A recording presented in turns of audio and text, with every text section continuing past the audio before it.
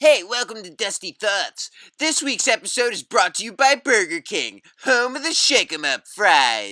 Introducing Shake 'em Up fries. Just dump in your fries, add as much cheesy flavor as you want, shake, and eat. Yeah, and if you don't buy some Shake 'em Up fries, then you're a piece of shit. BK, you got it. Yeah, Burger King, have it your way, you goofy fuck. Buy them. You fat bitch! Yeah, I was just informed that those have been off the market for well past over 15 years, so I apologize for my outburst. From this point on, Dusty Thoughts will be sponsored by nothing. My wife left me. Like a bird, I only fly away. I don't know where my soul is. I think 2018 so far is probably the best year this decade in film. Get out of here, you fat bitch! Psych, motherfucker! No. I saw another 25 movies now. I have 50 movies in my letterbox. Ooh, in my letterbox. Ooh.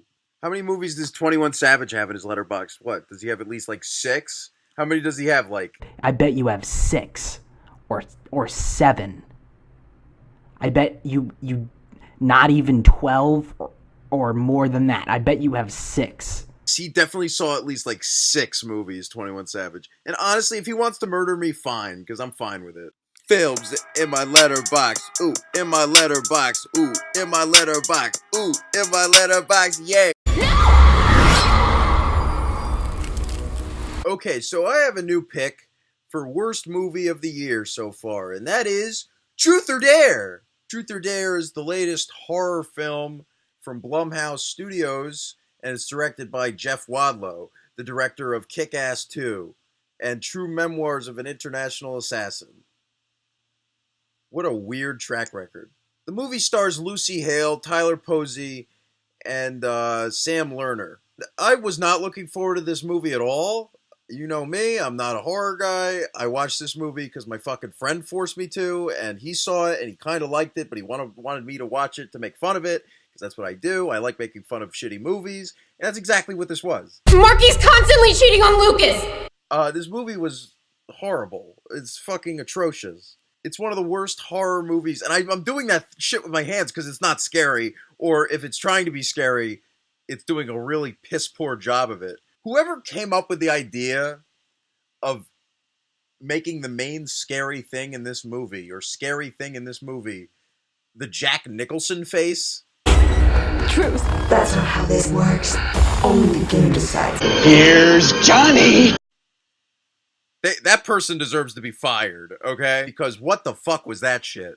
I can't believe they tried to even attempt that. The movie is just aimless. It's about these stupid college students that go to Mexico for the weekend, and they get entangled up in this stupid game of Truth or Dare because they're lured to a haunted house by this creepy Abercrombie model-looking guy, and he curses them, and now they're stuck with the game, and then they're gonna die, and then it goes back to him, and the game works in really mysterious ways. I'm going to talk about spoilers in this review, and this goes for a majority of movies I'm talking about in this video, but I have to talk about spoilers in this movie. So if you didn't see this movie, I really don't give a fuck. The worst aspect of this movie was the actual threat. The demon that's possessing them to be forced into this game. His motives don't make any fucking sense. This is a more shallow villain than the villain in Unfriended. If you don't remember Unfriended, that movie's villain was a ghost girl who was the biggest bully at school, but she committed suicide because a video was surfaced online about her shitting her pants. I think that movie's a piece of shit, by the way. But this is even worse because it's not even trying to do anything innovative with its filmmaking at all. It's just a straightforward, shitty, schlocky, piece of shit horror movie. None of the actors except one actor in this movie, the Asian kid, who's given nothing to do. He's playing a gay character in a horror movie. I know that's kind of different, and they give him nothing to do. There's barely any scenes with him, and they go absolutely nowhere with that character. And by the time he gets killed off, it's absolutely infuriating because that scene is so ridiculously stupid. There's this one scene where the demon possesses the one doctor that's interviewing one of the main characters in the movie, and For that 1 second, that doctor locks the door. How does the demon just go to the one person for that 1 second? It's really strange, this movie. It's like if Final Destination and Paranormal Activity and Unfriended had like a really retarded child. That's what it felt like to me. Really horrible performances in this movie. Tyler Posey from, what was it, Teen Wolf? He's horrible in this. Fucking Chowder from Monster House, you know, my business. This fine young lady here dared me to show you my business. Seen it before, not impressed. He was literally an Adam Devine clone in this movie, and I wanted him to die quickly, and he was like the first one that died, so I'm happy about that. You die.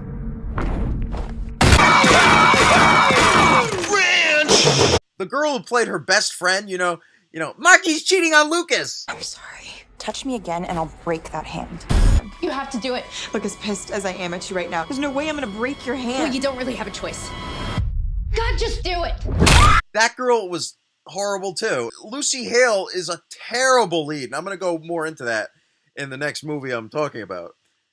But she can't lead a movie for shit, and she doesn't play a likable character, and by the end, she literally just exposes the truth or dare game onto everyone who watches the video on YouTube. That is some hypocritical shit for what her character was saying throughout the entirety of the movie, and then she just turns her motivation. She's like, I don't want this anymore. It's everyone else's problem. It's like not a likable character, and the two most unlikable characters are the ones that live in this movie. So, whatever. I don't see a movie topping it for me for worst of the year anytime soon. It's the whole concept of this movie was scatterbrained, and they should be ashamed of themselves. I fucking hate this movie. Here's Johnny. The next film up is Dude, which of course is a... What is their problem? They keep releasing really generic, shitty movies. And Lucy Hale is the fucking lead for this movie, too. Truth or dare? And she's even worse in this one. It's directed by and written by Olivia Milch, who's apparently the co-writer for Ocean's 8. This movie stars, of course, Lucy Hale, Awkwafina, who is in Ocean's 8. It follows these four girls who are best friends at high school. They're all a certain stereotype. They all fit a certain mold, like in every teen movie ever made. Lucy Hale is a completely unlikable character, and there's one point in the movie where she blames her friends just because she felt uncomfortable with hooking up with this one guy, and she blames her friends for it.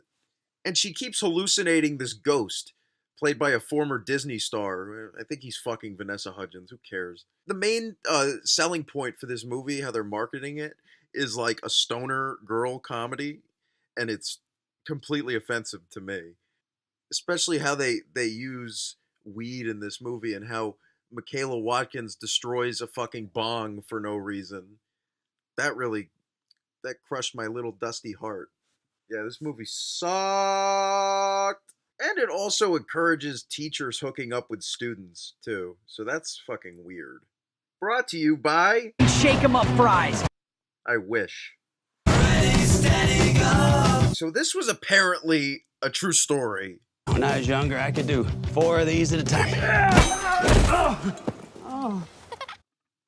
How?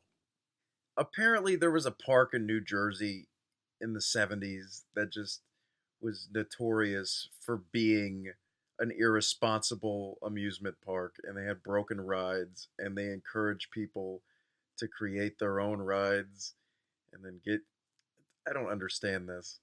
Johnny Knoxville, of course, is famous for the Jackass movies. I've always found him to be kind of an underrated actor, but he's never been utilized well in almost anything. There's one movie I like of his, and that's The Ringer. It's this very underrated goofy comedy produced by the Farrelly brothers back in 2005, and it was the first movie I ever saw Katherine Heigl in. It's a movie about the Special Olympics, and it's not even nearly offensive as a lot of comedies are now. So I recommend that movie. I don't recommend this piece of shit. I feel bad for Johnny Knoxville because I think he's fine in the movie. I think he hits the emotional beats. I just don't care about the story. I don't care about what's going on. The big thing about this movie is, real stunts! people are doing the real stunts in this movie. And yet, it's just about an amusement park, and it's not like it's about a circus. So why are the stunts, like, important? It doesn't go with the story at all. It's just like, oh, it's just people falling on their ass. I'm not 4 anymore, Johnny Knoxville. This movie is literally a movie from 1982 or 3. Like, it's like one of those rip-off movies of Meatballs and Porky's. It feels like something I've seen before in my dreams. But I actually took the time to watch this 76-minute movie that's billed as an 85-minute movie, but the other 9 minutes are fucking bloopers. Oh, look how cool the stunts are. I didn't even fucking stay to watch those, because fuck you. I'm here for story, okay? I'm here for characters. I'm here for dialogue. I'm not here for, like, shitty improv, barely any jokes, barely any story, barely any structure. They have Chris Pontius, and someone thought that he could have the same improvisation skills as someone like Zach Galifianakis, and he's horrible in this movie. It's one of the worst performances of the year. I remember seeing him in that Sofia Coppola movie Somewhere, and I remember thinking, oh, Chris Pontius should be in more movies. I wish I went back to 2010 when I watched that movie and shot myself for thinking that. It kind of looks like it was shot in the 70s or the 80s. Like, it has that aesthetic, but it doesn't use it to its advantage. There's no cool soundtrack cues. They don't utilize the soundtrack well at all. Dan Beckedahl from Legit, one of my favorite TV shows from this decade, very underrated show. He's terrific on that show. He's just used as a very cartoony villain in the vein of, like, Jeremy Piven in Old School. And Johnny Knoxville went through this for this movie. Yeah, on Action Point, I was injured more than any film that I have ever done. 4 concussions, broke my hand, busted my meniscus, whiplash, stitches over my right eye, lost a couple of teeth. A third one's maybe coming. Was it worth it? Did you hear that? The most injuries he's ever had on any project of his. And he's been in fucking 3.5 Jackass movies. 4, but they counted as 3.5. Who gives a shit? And this is the movie. This plotless piece of shit movie is the one he gets the most injured for. He needs to calm the fuck down or, like, actually act in a real movie. I'm sorry. I'm sorry for being brutal, but I've always liked Johnny Knoxville. When he makes movies like this, I feel a little betrayed. As a story lover. Mr. Gotti, are you the head of the Gambino crime family? The head of my family. Mrs. Gotti, do you know what your husband does for a living? He provides. John's getting too much press. That can't go unchecked. It was meant for you. Okay, so the Aloha Award for most entertaining piece of shit movie of 2018 so far is Gotti. Yeah, Gotti is directed by Kevin Connolly, E from Entourage, and it stars John Travolta as John Gotti, Kelly Preston, who plays his wife, and also Victoria Gotti. Yeah, that was a sly diss at Kelly Preston. It also co-stars Spencer Lofranco, Stacy Keach, Pruitt Taylor Vince. What were you saying in the tapes? I said a lot of things that could get a lot of people in trouble. And Reese Coiro, my favorite cast member from Entourage besides Jeremy Piven. Hello. Yo, Suit. Billy, how are you? I'm fucking amazing. Now, I was looking forward to this movie for a while. I love gangster movies, as you guys know. I don't know much about the story of John Gotti, but I'm always interested to learn something new about gangsters. I'm obviously aspiring to be one. Now, I just want to preface this by saying you guys should go watch the Sway in the Morning interview with Kevin Connolly, because he looks like he's going to shit a brick in that interview. He looks so nervous. Like, this movie was co-produced by the Gotti family. This is the first movie produced by the Gotti family about John Gotti. And people have been saying that this movie glorifies John Gotti and humanizes him. And the reason for that is because this movie is based off the book written by John Gotti Jr. And it's not like Kevin Connolly was going to stray away from John Gotti Jr.'s demands. He would have been whacked. I'm not even kidding. I'm pretty sure he would have been whacked. And the fact that they went through so many directors before they got to Kevin Connolly is kind of evident why this thing was dead on arrival. I love when John Travolta buckles down and gives a shit in a movie, and he's been terrific in so many movies in the past. He's not the bad thing about this movie, in my opinion. I'll explain why. This movie is a goddamn train wreck. Yeah, this movie was so goddamn offensive. First of all, I don't even know what it was about. I guess it recounts the life of John Gotti, but in the sloppiest way imaginable. This movie uses time jumps like it's an epileptic patient. It's like if Tommy Wiseau remade Black Mass. It's the most scatterbrained and incomprehensible editing for a motion picture that I've seen since Suicide Squad, and hell, it has even worse editing than Suicide Squad. And this movie wasn't even edited by a trailer house, okay? So that's even more sad. Kevin Connolly just has Pitbull do the score.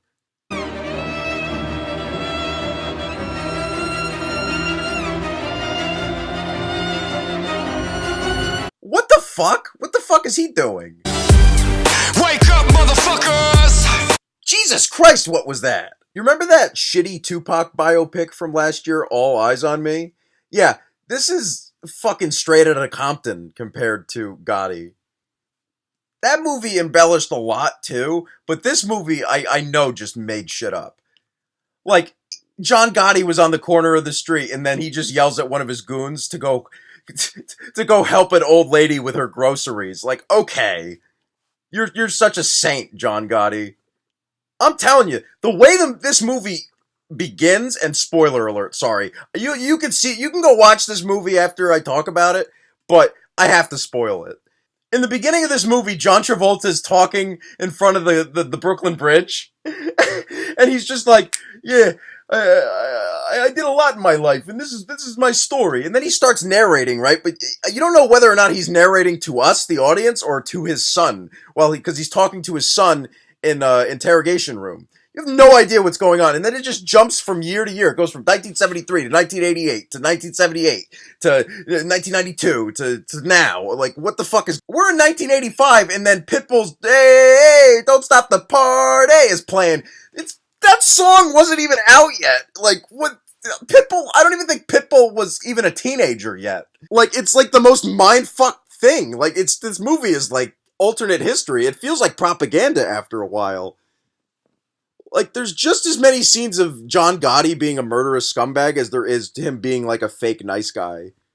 Just to get fake sympathy or empathy from the audience. And I do not fuck with that. And just Kevin Connolly's ability as a director is just... It's just... There's not too many strengths he has, honestly. I really like him as an actor, and I loved him on Entourage, but he doesn't add any style to this movie, or any vibrancy, or anything. Like, I know he adds, like, a flashy soundtrack, but he doesn't know how to utilize these songs at all. John Gotti's walking out of court to walk like an Egyptian. Okay.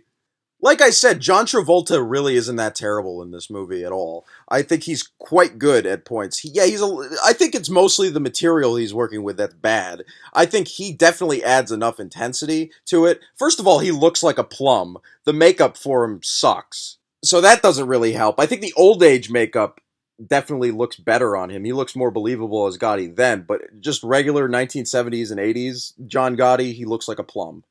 I also heard that John Travolta wore, like, John Gotti's, like, old suits and ties. You're quite the method actor. I could see if, like, this movie had, like a script that was written by an adult, then I could see him, like, hitting this role out of the park. And Kelly Preston, I'm starting to get sick of Kelly Preston, and especially because she's in a lot of John Travolta movies, and it's pretty goddamn clear why. They're fucking married, if you don't know, okay, if you're out of the loop on that.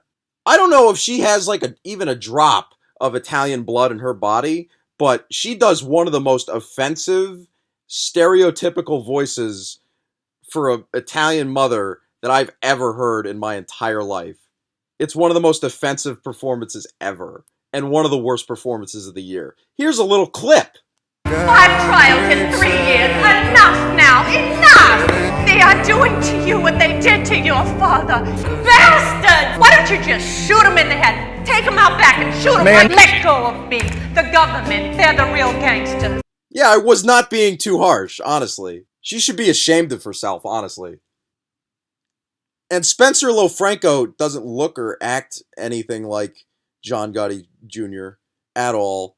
They just got a supermodel looking guy. I mean, he's supposed to be 14 years old in one scene, and he looks like a grown man. Like, he's almost as tall as his dad. Like, no. That's not how aging works. And then you got a lot of really talented character actors in this movie. Like I said, Rhys Coiro is barely in this movie. I'm pretty sure he's in this movie because he was on Entourage with Kevin Connolly. And it's a shame because he's one of the better people in this movie, even though he's given nothing to do. And I'm waiting for Rhys Coiro to have a breakout role already. God damn it. They can't touch me. They can sue you and make sure that you never make a movie in this town again. Well, good thing I paint. The movie tries way too hard for you to, like, sympathize with John Gotti. And it's inarguable. Like, it's absolutely true that this movie does that. Down to the point by the end of the movie and he's dead already, spoiler alert, this is a true story. Well, not the way this movie tells it, but he really died in real life. As soon as he dies, they go to, like, on-the-street interviews with people, and it's, like, real footage from when he died. And this is really scary about this movie, is you got people in the neighborhood going, like, oh, John Gotti, he was a saint, man, he was great. He just protected his family, and he was a boss, he was a badass, man. So what, he killed a few people, who cares? Seriously! I'm being serious! What is wrong with people? Like I said, like I told you, John Travolta as John Gotti in the beginning of the movie, he breaks the fourth wall, and he never does it, right? Anymore in the movie, until the very last scene. And this is how the last scene goes. Yeah, and that was my story. Yeah, and if you're alive for another 500 years, you won't see anybody else like it. And then it just cuts the credits. I'm not even kidding. I thought I was watching a spoof. It was honestly making me think about, like, all those times that Rhys Coiro called Kevin Connolly a suit on Entourage. Hey, man, I'm not a suit. Yeah, man, you are. You just don't know it yet. Toodaloo. And honestly, Kevin Connolly went full-on suit in this movie. This is what I have to say to Kevin Connolly. You suck at your job, you got a Napoleonic complex, and I'm gonna fuck your mother if I ever meet her. Nah, I'm kidding. You're alright. Hey, yo, Adrian, what'd you think of the movie, Big? Hey, Kevin, it's me, Adrian, your co-star. Yeah, man, this movie was terrible, man, and it wasn't very good, but we could still go to dinner sometime. Yeah. Are you gonna be in Angry Birds too? Alright, Adrian, shut the fuck up.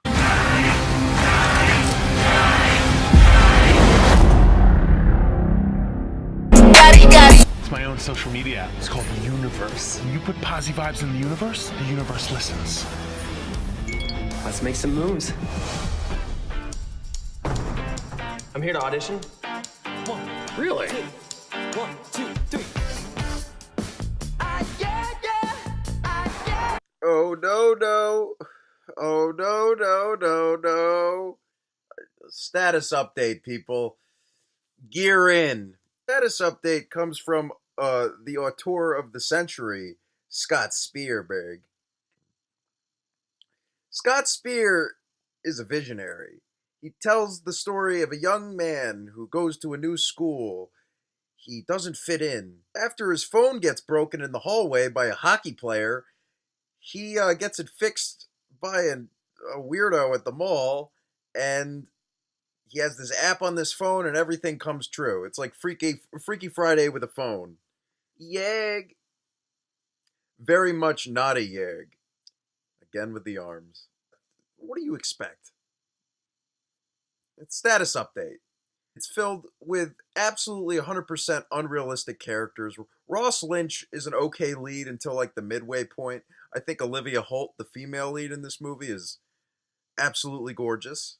The other actress who played like the female antagonist in this movie is also absolutely gorgeous. I would love to see a spin-off movie with those two characters and make it be like a softcore porno sequel. That'll never happen. I gotta write that fan fiction then. I'll be the first one to write status update fan fiction unless one of you fucking sickos beat me to it. They'll beat off to it.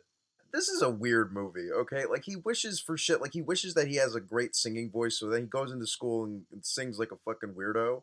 Like, and he sings good, but, like, everyone else laughs at him, and then he makes the hockey team, yet he ice skates instead of, like, actually is, like, good at hockey, but he's, like, good at ice skating, like Tanya Harding.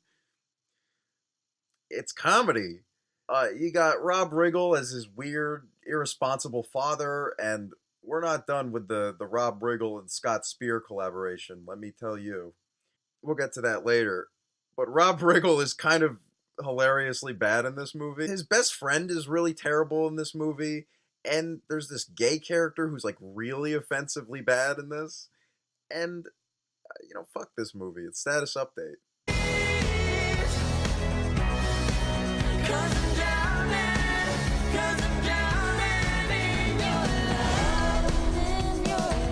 I told you to gear in, right, folks? We have Scott Spear #2 movie on the way, and that is Midnight Sun, starring my boo. Bitch, I'm Bella Thorne. Bitch, I'm Bella Thorne. Bitch, I'm Bella Thorne. Bitch, you are Bella Thorne. I wasn't looking forward to this. I mean, I know Scott Spear is the auteur of our century, as I said before, but, I still don't like movies like this. I don't like movies that look like Nicholas Sparks movies, but really aren't written by Nicholas Sparks. It's a conundrum. Yeah, I watched this with my friends like I did Status Update, and this movie's better than Status Update, obviously. Not by much. It was actually much better than it for the first hour, and then it took a fucking turn in the end. This movie is about... Bitch, I'm Bella Thorne. Bitch, I'm Bella Thorne. Yeah, and she has this rare disease called Windows XP or something, and she can't go in the sun. Again with the arms. I don't care. I could do this during Scott Spear movies. She gets this rare disease. She can't go out in the sun. Her only friend is played by the girl from Unaccompanied Minors, Quinn Shepard, who's... I think she's so hot. I don't know who's hotter, honestly, her or Bella Thorne. Let me show my nipples what I need a shirt for, bitch. Yeah, it's probably Bella Thorne. Not by much, though. But on the bright side, Quinn Shepard didn't look like she had a disease the entire movie. And they did a pretty good job with the makeup in this movie. Either that or Bella Thorne was obviously on meth. She falls in love with Patrick Schwarzenegger. Yeah, he's an actor. It's Arnold's son. I'm not kidding. It is. And he's a worse actor than Arnold, too. He has no charisma, and he's the worst thing about this movie by far. Remember how I said Rob Riggle it's not over between him and Scott Spear? Because Rob Riggle is Bella Thorne's dad in this movie. And low-key the best part of this movie. He's actually really good in this. It's weird. Especially seeing him play, the complete opposite character in Status Update, and him playing, an actually responsible single dad who's, really caring and, not an asshole at all. There's so many scenes where you think, oh, is he gonna, start, kicking the shit out of Patrick Schwarzenegger? But no. No. Rob Riggle's just a nice guy. Even though I would have kicked the shit out of Patrick Schwarzenegger because he's better looking than me. Whatever, your dad fucked a maid and didn't even feel guilty about it. He didn't tell her I'll be back, that's for sure. Anyway, off topic. Wow, I got dark. This is an okay movie until, I said, the last act takes a turn. I'm just gonna spoiler alert. They kind of just murder her in this movie. There's a part in this movie near the end where, I don't know, I guess they had this discussion, and they were like, alright, well, I'm not gonna live long anyway, so let's just go out on this boat. And then the next scene cuts, and she's dead.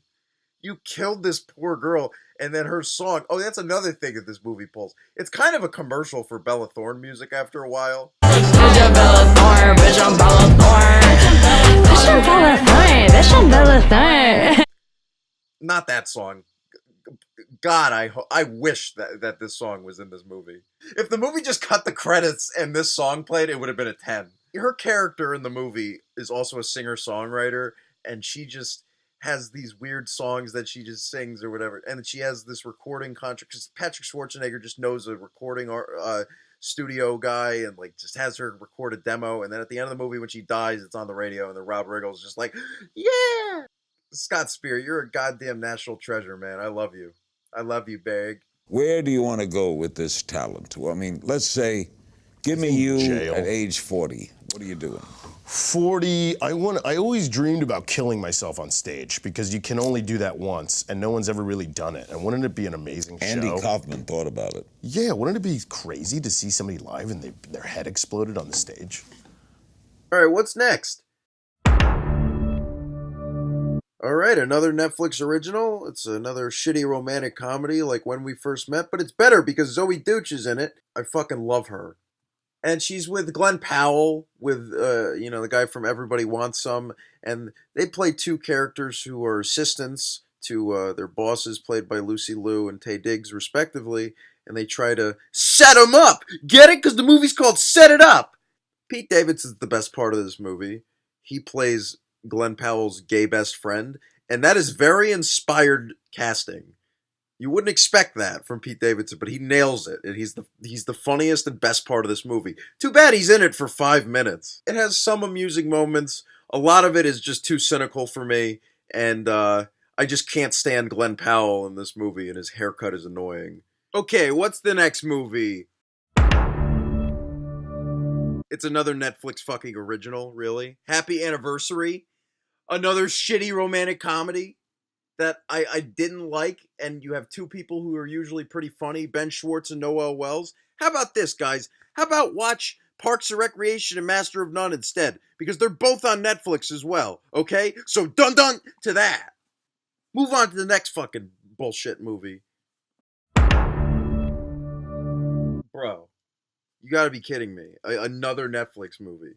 Are you joking? This one is the week of. It's the Adam Sandler, Chris Rock vehicle on Netflix, and it's the directorial debut of Robert Smigel, who is a longtime collaborator with Adam Sandler. He's written a couple of his movies with him. He's a longtime SNL writer, Conan writer, etc., etc., etc. He's been in the business longer than I've been bored. I get it, okay? I was looking forward to this movie because it looked significantly better than Adam Sandler's previous efforts, and it is better, but it's still just an average movie, and it just falls like in between like all of his great comedies. And yes, Adam Sandler has made great comedies in the past, and this ain't one of them. I gotta say, Adam Sandler, the dramatic moments in this movie, he's terrific in. Chris Rock is also really good in this too. I think he's very underrated as an actor, and if you disagree with me, watch New Jack City and Top 5 and then suck a dick. It has typical Adam Sandler cringe moments in it. There's side characters that are terribly acted. There's notable people like Steve Buscemi that aren't utilized very well into it, and it's just way too overlong. Whatever, man. These next batch of 4 Adam Sandler Netflix movies that are coming, they better be way better than these fucking 4. Visiting hours are never. Busy night at the Artemis. You know, you might want to buy some scented candles or something, because it smells like somebody died in here. They did. Aw, man, not the Hotel Artemis bag. Hotel Artemis, written and directed by Drew Pearce, the guy who gave us Iron Man 3. He wrote that. This is his directorial debut. This cast! How do you fail with this cast? This isn't a terrible movie, but like, with a premise like this, it's about a bunch of criminals who go to a hospital, and in the hospital you can't kill each other, and then shit breaks loose, and it's insane. And this fucking cast, though, it's just an underwhelming, futuristic crime comedy thriller. The tone is all over the place. Leave me alone, We Are Your Friends poster. Are you ever going to be better in this? I was annoyed by how simplistic this movie turned out to be. It was rushed, a lot of it didn't make sense, and almost every character except like 2 characters are one-dimensional. And how do you do it with this cast? Ooh. Sterling K. Brown and Brian Tyree Henry are 2 of the biggest up-and-coming TV stars at the moment, and they're finally getting movie roles. And I think they're fine in this movie, Sterling K. Brown in particular, but they, like I said, very one-dimensional characters, and you barely. And Sterling K. Brown, basically the whole movie is just saying, "Yeah, I got to look out for my brother. I've always had to look out for my brother. That's my one character trait," without winking at the audience, practically. It's like a little annoying. This movie's trying way too hard to be like in the Tarantino ballpark, but instead it's in like the Tarantino ripoff ballpark, like in the Things to Do in Denver When You're Dead ballpark. And I think I like that movie more.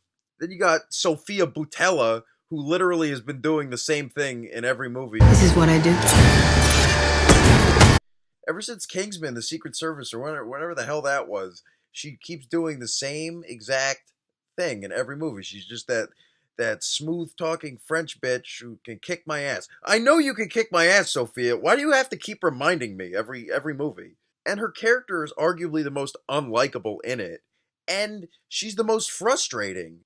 Her character makes a decision in this movie at one point that is completely stupid, and then she acts surprised that she made a mistake. And then Charlie Day and Jodie Foster are the only two people in this movie.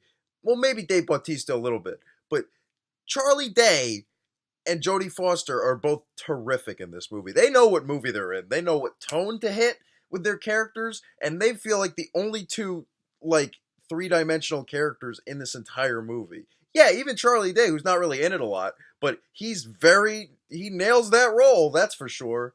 Because if you so much as look at my sexy little ass, Julia, I will have yours locked the fuck up, you crazy bitch whore! And he added a lot of personality. I know the movie is kind of like forcing you from the first scene with him to like be, to hate him. And like, I don't. Just because he does cocaine doesn't mean I have to hate him. And just because he has an attitude with people, like, I don't care. Like, they're fucking hitmen and hit women. Like, why wouldn't you have an attitude with those sort of people? I mean, and then the movie's forcing you to hate him, and then he has, like, one of the funniest scenes in the entire movie, and, like, I literally clapped. I don't think that was the filmmaker's intention, but I clapped at that moment. And then they killed him off. I know, I jump in and out with the spoilers. I'm weird. I don't know what to tell you.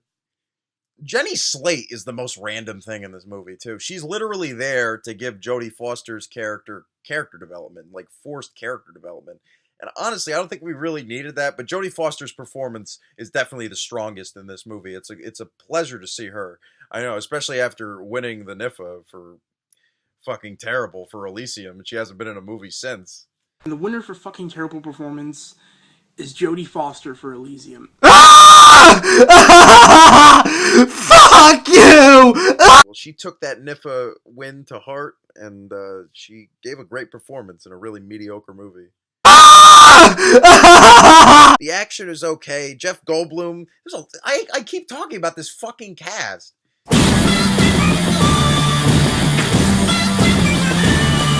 Jeff Goldblum's wasted in this too. Zachary Quinto is horrible in this movie. He's very miscast, honestly. This movie was super disappointing, and by the end, it was just like, what was the point of that? This could have been a great movie.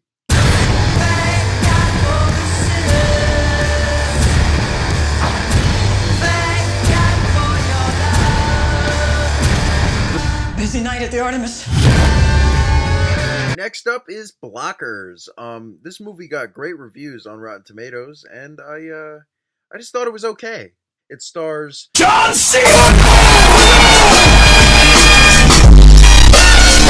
Ike Barinholtz, and Leslie Mann, and it's directed by Kay Cannon. It's another directorial debut. She's famous, of course, for writing the Pitch Perfect movie. I think the first one and the second one, or maybe all of them. Whatever. The first Pitch Perfect is fucking overrated. I thought this movie looked okay. It looked like it could go either way. Either too many gross out gags, like butt chugging. That can't be a thing. If that's a thing, you guys got to go to the doctor for that. It looked like it was gonna either rely too much on gross out gags and improv, and I was sort of right, but there's more heart to it than the trailers lead on, even though the heart could have been executed in a much more genuine way.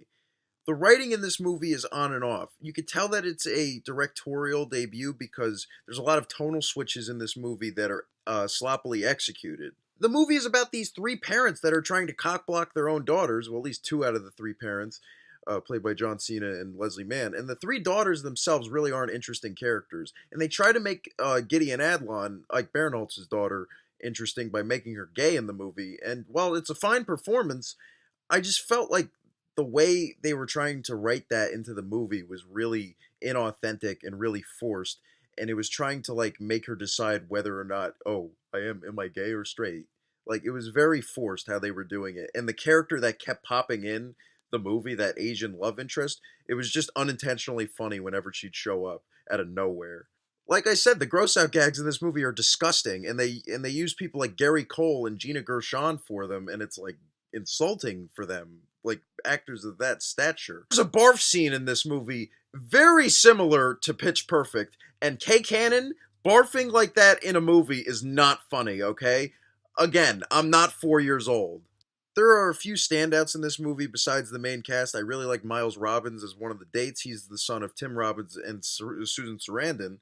And Hannibal Buress, of course, has a couple really great scenes. I'm not grabbing people's babies. Can I hold your baby? Yeah!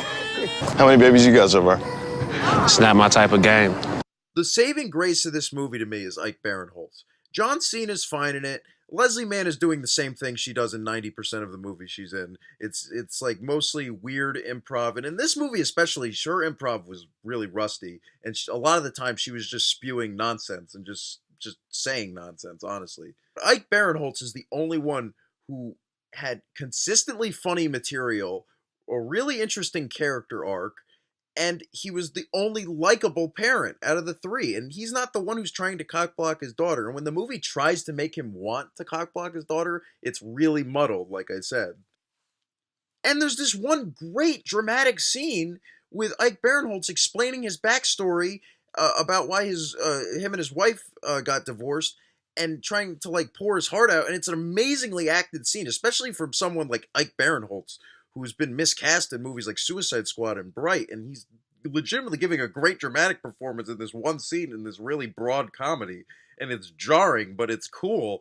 And then, as soon as he's done with that speech, Leslie Mann and John Cena just go on to the next subject, like it's an SNL sketch, and it's like, what the fuck? And it's like Ike Barinholtz even like realizes in the scene, like, you guys just hear me? I don't even know if the movie was self-aware about that. But it was just really sour, and it just made me think less of the John Cena and Leslie Mann characters, and it made me just kind of not like them. Especially when you have a character like Ike Barinholtz who's flawed, and he's pouring his soul out like that, and then they don't really even acknowledge him. By the end of the movie, you don't really even feel like they're friends. But the saving graces of this movie are the quite a few chuckle moments and quite a few laugh out loud moments, but it is nowhere near as good as Game Night. Looking to roll the dice and see a movie this week? Here's a clue. Don't risk seeing Game Night or you'll be sorry. Shut the fuck up. You gave Inception like a C-, okay? I don't even care. The one thing people are really bothering me this movie about is the fact that it's getting compared to Superbad. Like, oh, this is the female Superbad. Just because the three teenage characters in this are female and it's a sex comedy. It's obviously Superbad. No! If you compare this to Superbad, don't watch my videos. Don't follow me on anything. I hate you. Oh, I'm saying it! Superbad was an instant classic, and this movie is riddled with flaws, okay? Superbad wasn't a directorial debut. It was like the second or third feature from Greg Mottola, okay? He was not rusty, and he directed a lot of television. He directed episodes of Undeclared, okay? This is Kay Cannon's directorial debut. And I'm not saying because it's a directorial debut, it's not better than Superbad. I'm saying because it's not a better movie than Superbad. And I explained why, okay? Go fuck yourself. And here's a clip from Superbad. And you landed on McLovin. Yeah, it was between that and Muhammad. Why the fuck would it be between that and Muhammad? Yeah, that one line is funnier than the entire movie, okay? Fuck off. Shut the fuck up, Fogel. I mean, because you're not staff. I know that, faggle! I know that! Okay, what's next?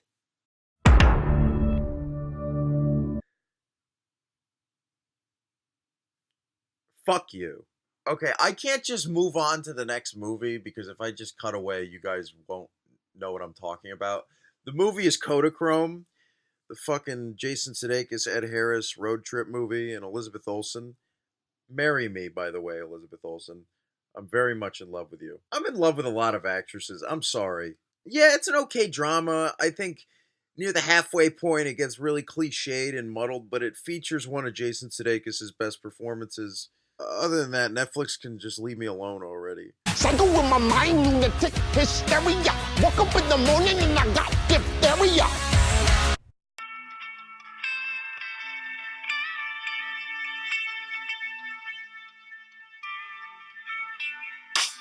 Come, my lady, come, my lady. You're my Gemini, sugar, baby. Gemini is, Stop. Gemini is directed by Aaron Katz, and it stars Lola Kirk, Zoe Kravitz, and James Ransone. And John Cho was in this movie, too. Harold from Harold and Kumar. So, of course, I'm looking forward to this. It looked like a crazy modern-day LA noir movie, and I like movies like that. And that's an aesthetic that people have been jumping the bandwagon on, that's for sure. How was the movie? Just like every fucking movie this year is goddamn disappointing in a lot of ways. One of the ways is that this movie has really bad dialogue 75% of the time. Sure, stylistically, it has great cinematography. It has a great musical score. The story is really, really, really, really ridiculous after a while. The thing that was making the movie tolerable for me were the performances by Lola Kirk, James Ransone, John Cho, and especially Zoe Kravitz. I thought she was great in this movie.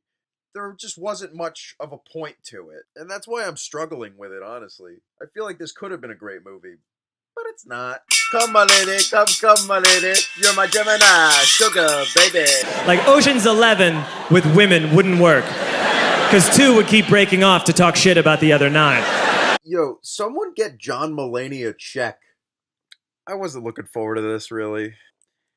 It's another Ocean's movie. I mean, it's not like the other Ocean's movies are really anything that special. I mean, the first one, Ocean's 11, directed by Steven Soderbergh, was terrific.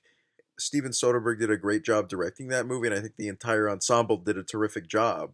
Ocean's 13 was average and just cutesy for the sake of being cutesy at points, and the story didn't grab me as much as the first one did. And Ocean's 12 was a goddamn travesty at points.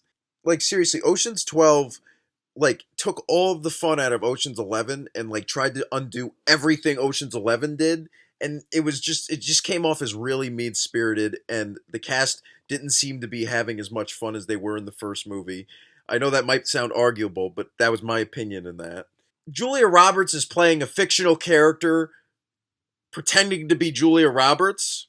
And watched every heist movie from the Apple Dumpling Gang to Ocean's 12. I know. Don't even get me started on the whole Julia Roberts playing Julia Roberts thing. It wasn't even a little wink to the audience. It was a huge plot point. I know! Vincent Cassel is a horrible villain in that movie. I just want to say he's really laughably bad in that. And someone I know on a Facebook group has said that this scene is the peak of 2004 cinema. How did you get by the laser field in the Great Hall? Aha.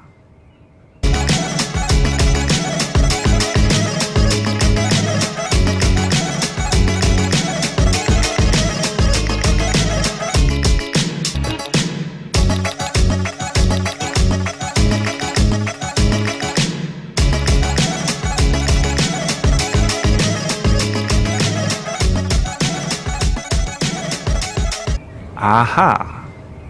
You know, I get a lot of shit for smoking weed. There's people out there that smoke crack, okay? This movie was okay. I mean, it was better than the other two. I guess I'm the one guy that likes Tower Heist more. Yeah, I just thought that movie was just, it was more memorable. I remember that movie more, and I just saw Ocean's 8 like 4 days ago. There was more stakes to it. I cared more about the characters. The movie was much funnier. But the best parts about this movie is that the cast works really well with each other. Way better than the cast did in the previous two films, in my opinion. I thought everyone that they got, even fucking Mindy Kaling... Can't we just go to this? Do we have to steal stuff? Why join the fucking heist then, you idiot? She was okay. Everyone had a moment in this movie to shine, alright? And they were utilized well for the plot. Standouts for me were Cate Blanchett, Anne Hathaway, and Rihanna. The cast was all really good. Helena Bonham Carter is practically playing Matthew Broderick in Tower Heist, but she is not nearly as funny as he was. On the ground, you punk-ass bitch! Bitch, on the ground! Take it. We had a plan!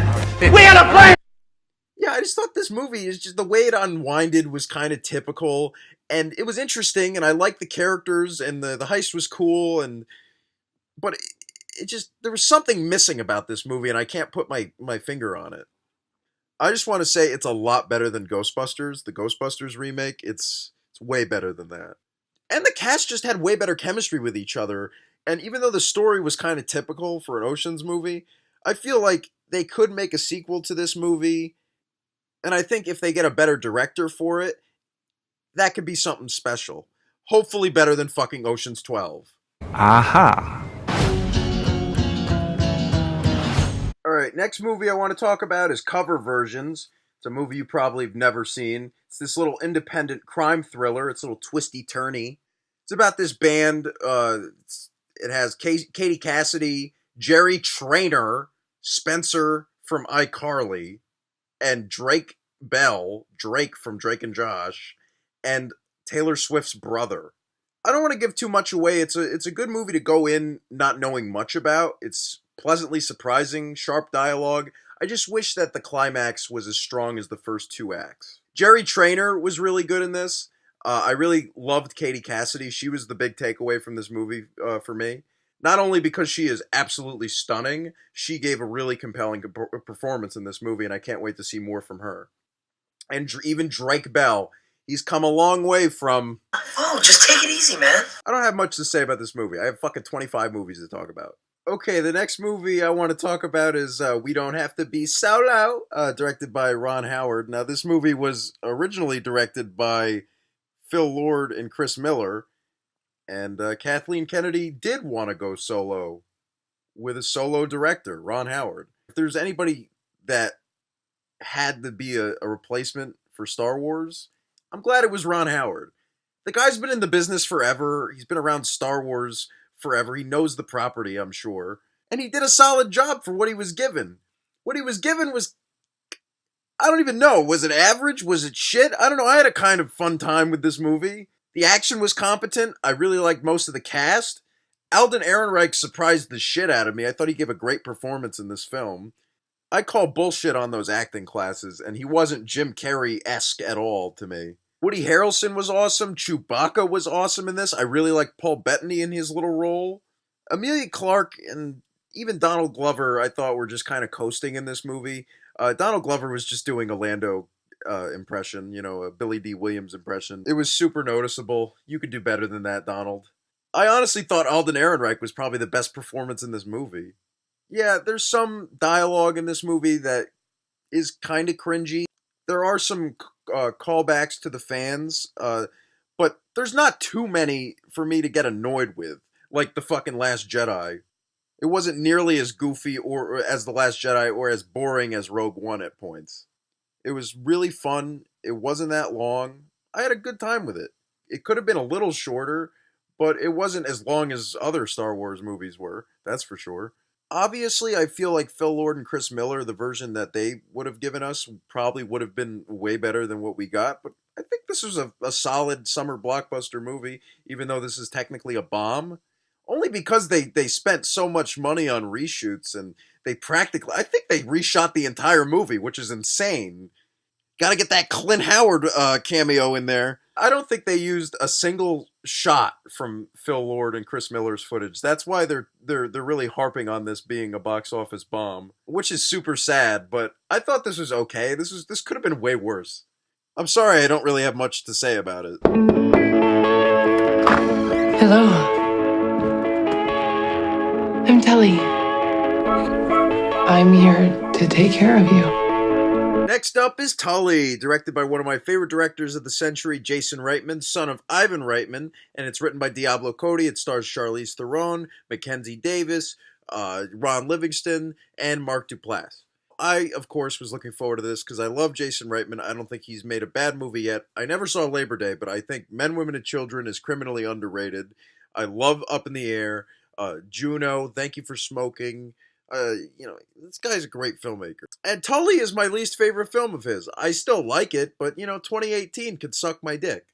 Diablo Cody, she keeps maturing as a writer, and even with movies like Ricky and The Flash, she is a very underrated, overlooked writer, too. I don't like how people make fun of how the way she writes, because, Young Adult, fuck Juno. Young Adult was a fucking near masterpiece, another great Jason Reitman film.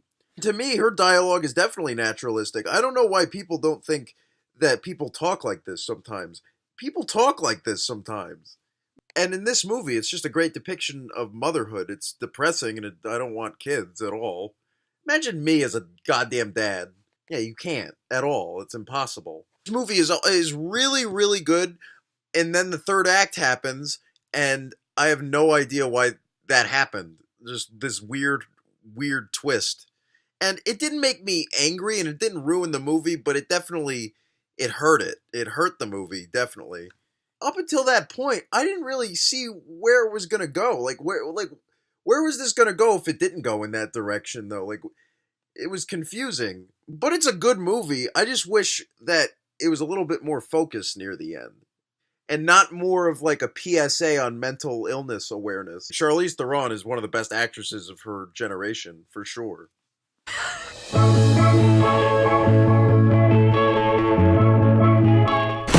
It's bigger! It's badder! Ladies and gentlemen, It's The Incredibles 2, sequel to The Incredibles. Yay.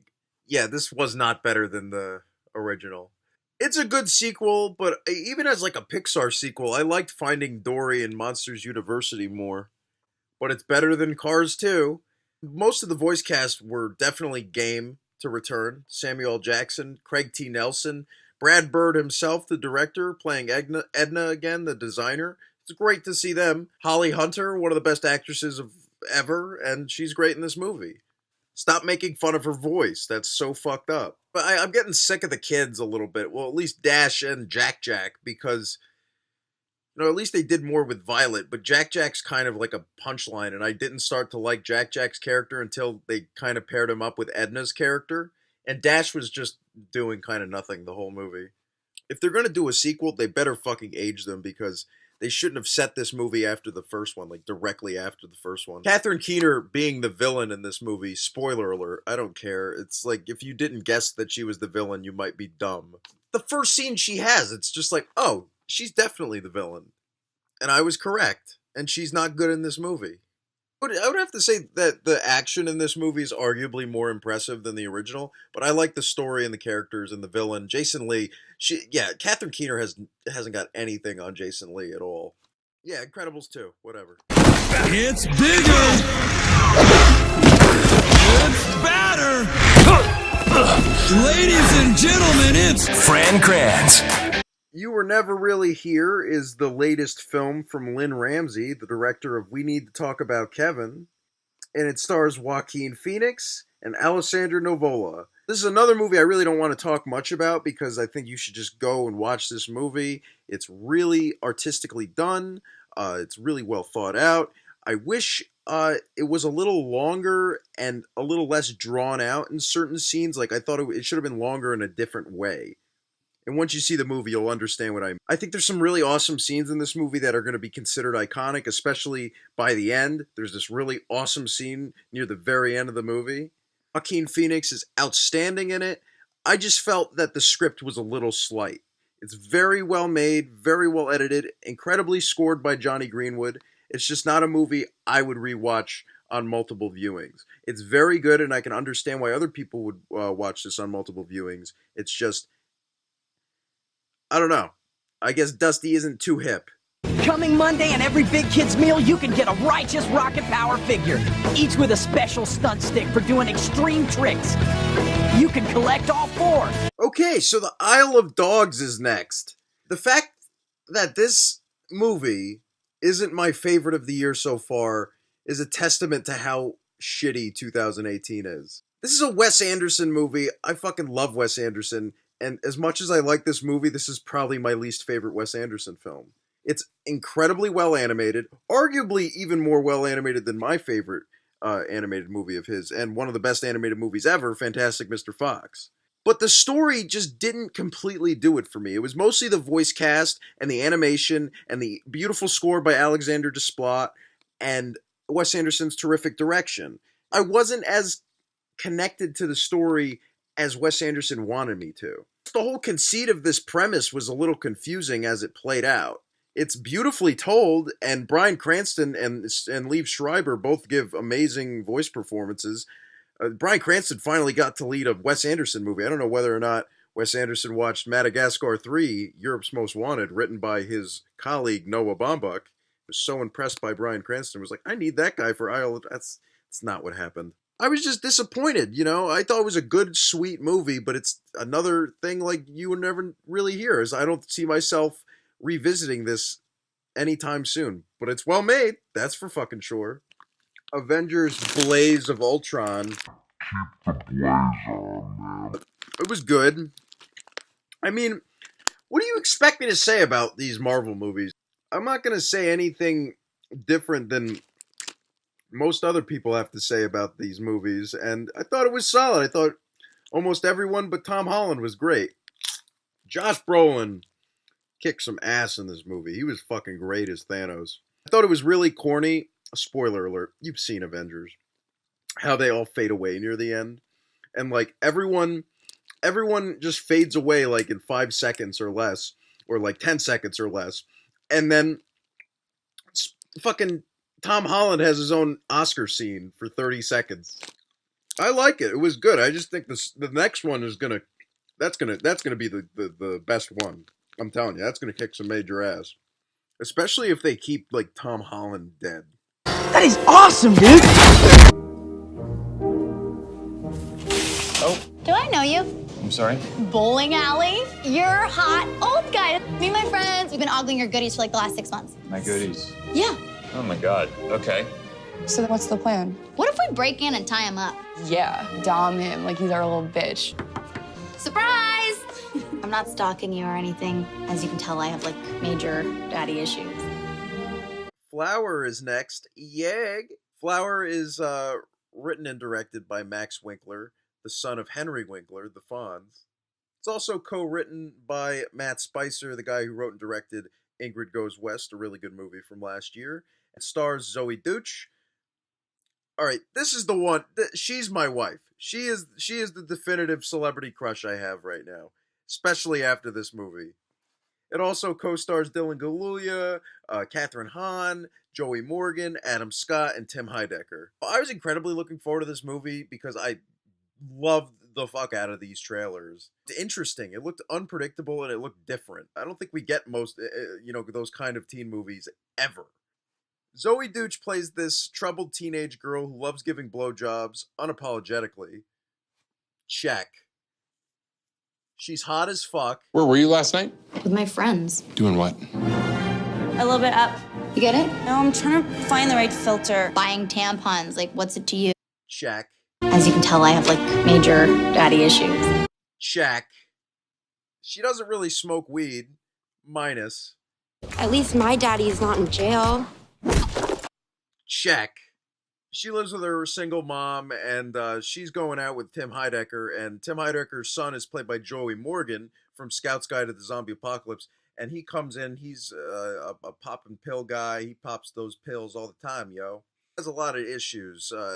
He may or may not have been sexually abused by Adam Scott's character, who is a teacher and an avid bowler.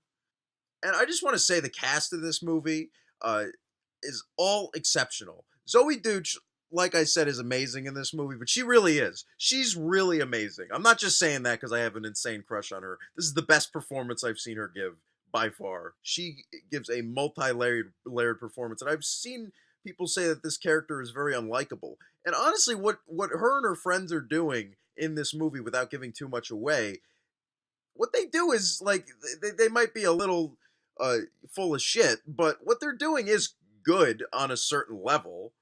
What escalates, though, is questionable, but the way the movie handles it, I think it could have been handled in a lot worse ways. And I think the movie, while a little inconsistent with its tone, in especially the third act, I think it completely pays off, honestly, on an emotional level.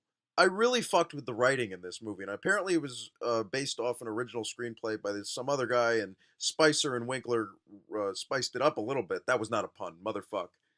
These teenagers feel like real teenagers. I loved the scenes with Zoe Deutch and her friends. Her and her two friends were hilarious together. Shaking down a child molester is our moral obligation. Nobody's going anywhere until we see this guy molest somebody. I don't think he will. He's like a pro. That's what you get like a subterranean dungeon for. What? Yeah. Totally. All of those scenes were funny and among the funniest scenes I've seen this year. And Joey Morgan, even better in this movie than he was in Scout's Guide. I think he makes a hell of an impression. I can't wait to see what he does next in the future. Even Tim Heidecker is great in this movie in his little role. Catherine Hahn, this is the best performance she's given on screen since Step Brothers. Everyone in this movie is great. Adam Scott is so subdued in this movie. He's so good in this too. He's hysterical, and he's not even trying to be funny. Every line of his is deadpan, but he plays this character so well, and I just love the writing for this movie. People have been complaining about how the third act gets a little too far up its own ass, but I think all of the characters in this movie get what they deserve in some way or another. And while you may disagree with that once you see it, I think it's better not knowing much about this movie going in, and I don't think I've spoiled this movie, so that's a plus on me.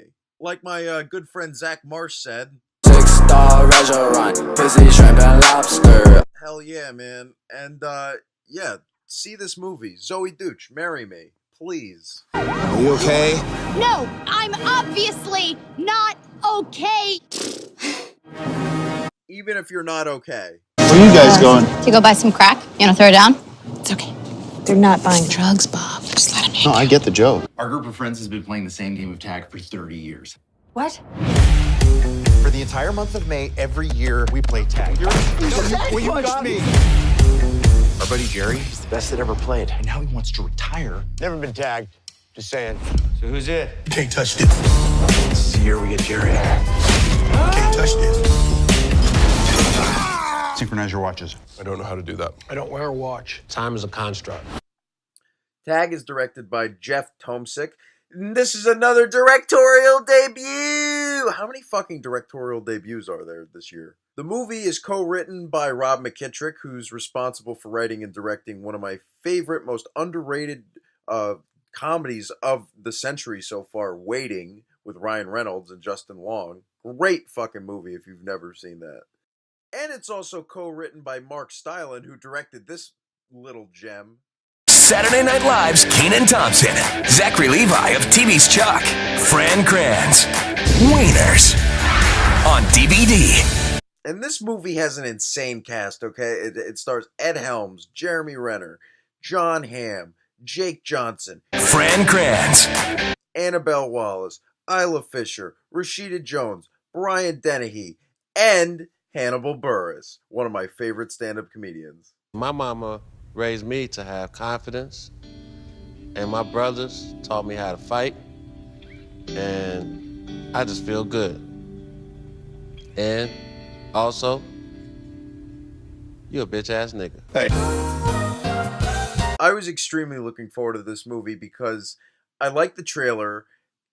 I think it was really interesting that they only put out one trailer for it. Stop it. You have been bothering me this entire video. Like, what is your problem? You fucking stupid poster. I mean, I like you, but like, irrelevant. But they only put out one trailer for this movie, and they never do that for comedies, but they did it for this movie, and they really saved most of the jokes for the movie for everyone to savor.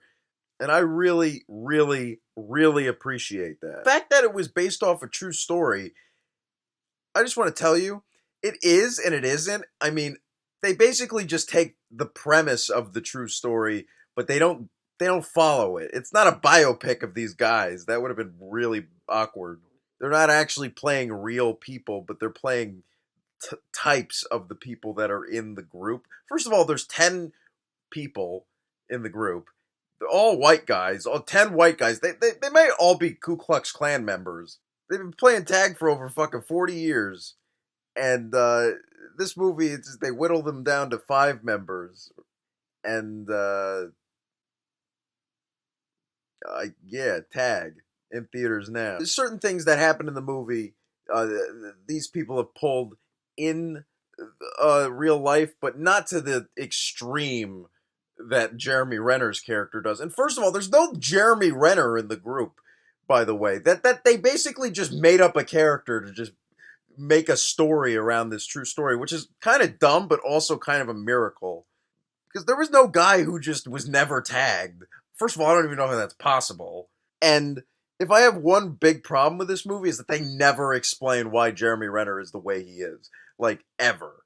And that kind of bothered me. But Jeremy Renner's performance itself is really good. Like, he's really funny in this movie. Stars of this movie are Ed Helms, who's pretty much the main character. God damn it. Ed Helms is like the main character of this movie. And, yeah. I love seeing him in lead roles when he's really, really into the material. And you can tell Ed Helms is he's really amping it up to 11 in this movie. And he's doing a great job. I really liked his character. I thought he fit the character well. And I just like seeing Ed Helms in good movies, unlike fucking father figures. Jon Hamm is really good in comedies when he's in comedies. Annabelle Wallis was a random choice for this movie, but since she's playing like the Wall Street Journal reporter, like, I guess, like, it was cool to see, like, a character who was just really neutral and just interviewing them and not trying to hit on Jon Hamm or vice versa. Like, I really thought there was going to be a love story between her and Jon Hamm, but I'm so glad there wasn't, because that would have padded the movie out even longer than it was. And then Rashida Jones is in this movie for a really stupid love subplot that's barely 10 minutes long, and it's between her and Jake Johnson and Jon Hamm, and it's really dumb. And she's not a likable character, and it's kind of just irrelevant to the entire movie, honestly. But the two standouts in the friend group, in my opinion, were absolutely Jake Johnson and Hannibal Buress.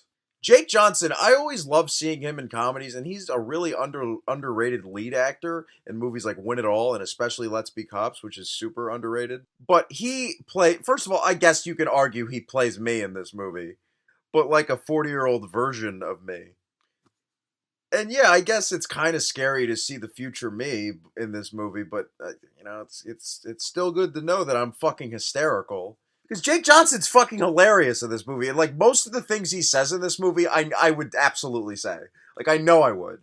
It's super relatable, and all of his humor is pot humor. I'm not that simple, but, like, the pot humor in this movie is super on point. I love how, like, every scene he just has a joint in his mouth, just like Adam Sandler had, like, a beer can or, like, a beer bottle in every scene of That's My Boy. Like, I love that little running joke in the movie. And then Hannibal Buress, honestly, whenever Hannibal Buress is in this movie, it just turns into the Hannibal Buress Show. The Hannibal Buress Show. Hannibal Buress knows how to... And thank God for that, because he probably arguably has the best lines in this entire movie. And I'm not going to give any of the lines away, because it'll spoil them. And I really need you guys to understand where I'm coming from with this movie for what I'm about to say. Because I think this is technically the funniest movie we've gotten this year. And that pillow technique did not work. It really is funnier than Game Night. I just rewatched Game Night, honestly, before recording this review. And yeah, I actually love Game Night even more now rewatching it. But I really think that movie just works so well as its own thing, and it's not trying to be a laugh-a-minute comedy all the time. This movie kind of has to be, because the premise is so ridiculously dumb that the actors have to, like, improv a lot of it. And I've seen some reviews say, oh, this movie doesn't seem like it's improv a lot. What fucking movie were you watching? What's the difference between Episcopalian and Lutheran? Episcopalians don't eat fish. That's pescatarian. That's not a religion. They're all fanatics. I don't know. And I'm not saying improv is a bad thing, because in this movie, it's not a bad thing at all, because everyone's chemistry is on point. That's another thing. I think the chemistry between the cast in this movie is much more believable than the cast in Game Night. We were given multiple scenes in the movie where there was different friends in the group that were being paired on screen, and it was so refreshing to see, like, someone like Hannibal Buress and Jon Hamm talk to each other, or someone like fucking Jake Johnson and Ed Helms, or vice versa. It's just cool to see these people in a movie together. It also has great cinematography and editing, just like Game Night. Like, I think this movie is arguably even more well shot than Game Night. Honestly, the scenes with Jeremy Renner and the slow motion and just the pacing and just the action scenes or action, It's really, really cool. And it's a directorial debut, and it's goddamn impressive, honestly. And I'm not saying this ironically. It's a really good movie. The score in Game Night is legendary already to me. It's one of the best scores, if not the best score of the year. But this movie probably has the best soundtrack, because they utilize so many good songs in this movie. One of them being Mother by Danzig. Suck a dick, Darren Aronofsky.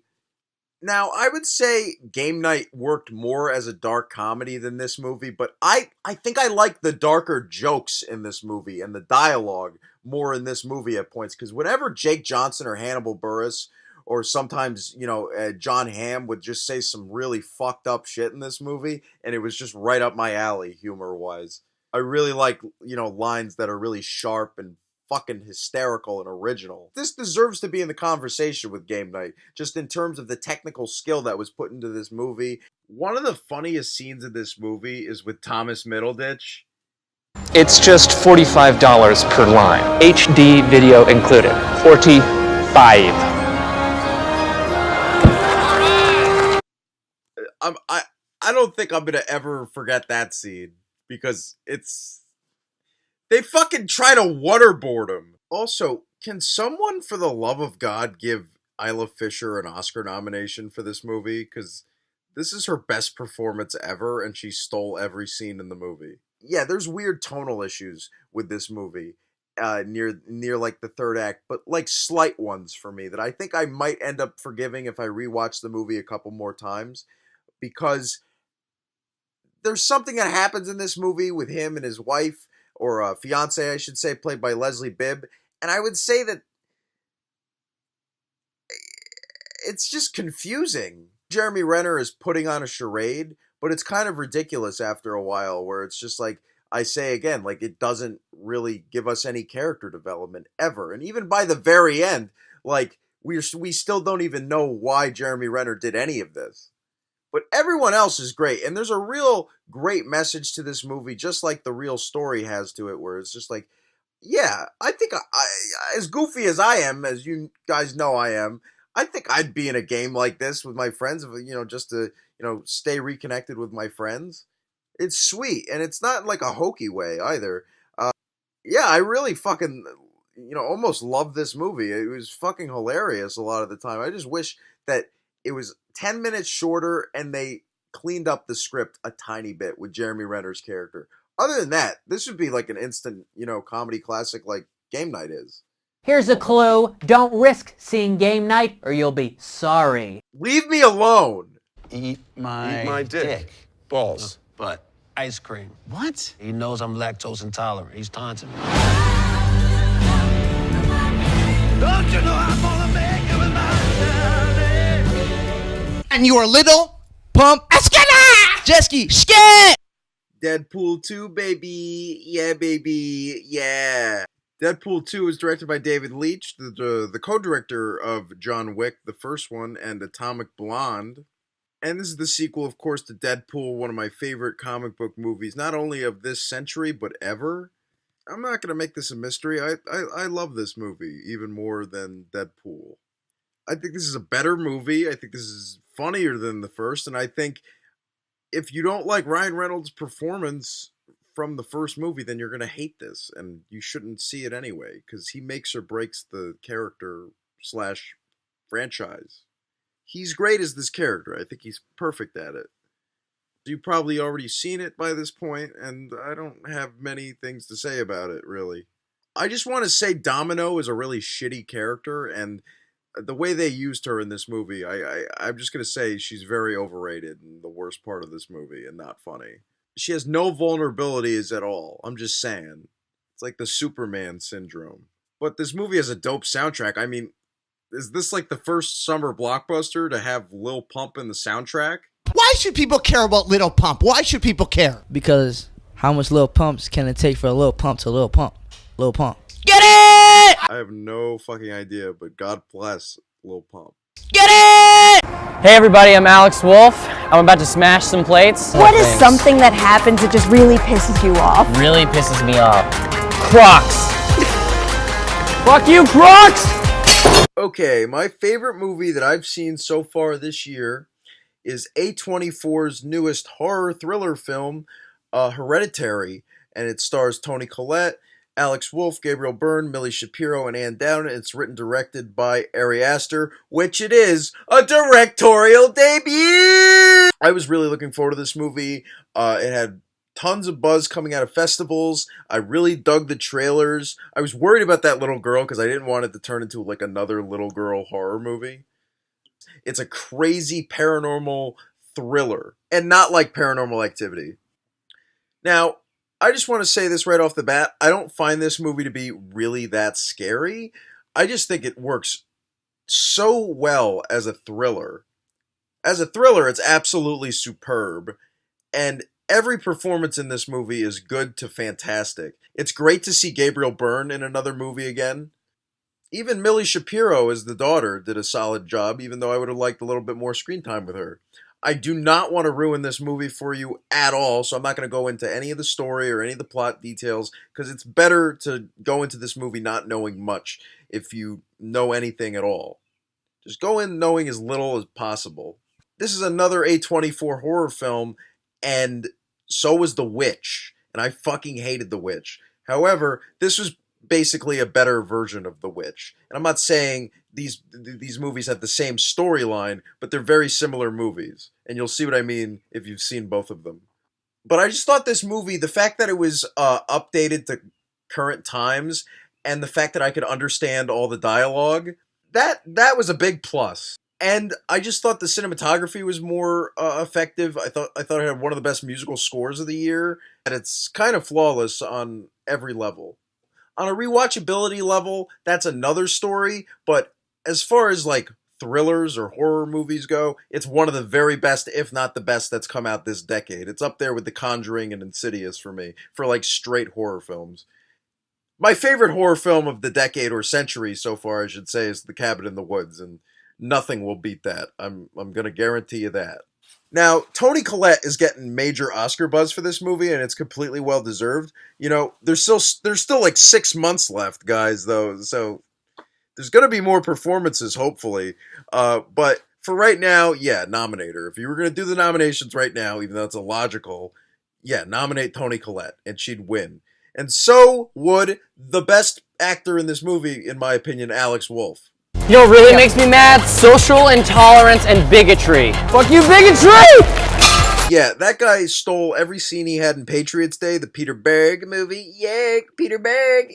And he steals this movie. He plays a completely realistic teenager. I don't just like him because he's a stoner in this movie. They don't really put a lot of emphasis on that. He's a very introverted person, and most of his acting and performance is just facial expressions, and he conveys so much emotion through that. And even his dialogue scenes between him and Toni Collette and Gabriel Byrne, I believe they're family dynamic, and I think it's really retarded how people are saying, well, he looks Middle Eastern. He doesn't look like them at all. Like, that's pretty racist. It's not like It Comes at Night where Joel Edgerton just has a completely black son. It's not like the son is half black, half white, like Logic. And people are making fun of his goddamn crying. Like, you wouldn't freak out like that if shit was going on. Same shit with his brother in Death Note. And that's another thing. He's fucking damn good in this movie, Alex Wolff, but he's not going to top Nat Wolff in Palo Alto. Dude, I'm not Bob. Yes. No, All right. I'm not. That's right. I'm not fucking Bob. That's for damn sure. Whoa! Let's go! Let's go! I'm not Bob! It's a goddamn good horror thriller, and you guys definitely need to check this out. All right. That was it. Get out of here. Brought to you by Fran Kranz. Someone kill me already. Fuck you, bigotry! She don't got time to love me. I'm super fast. If so, she fake make love me. That's super bad.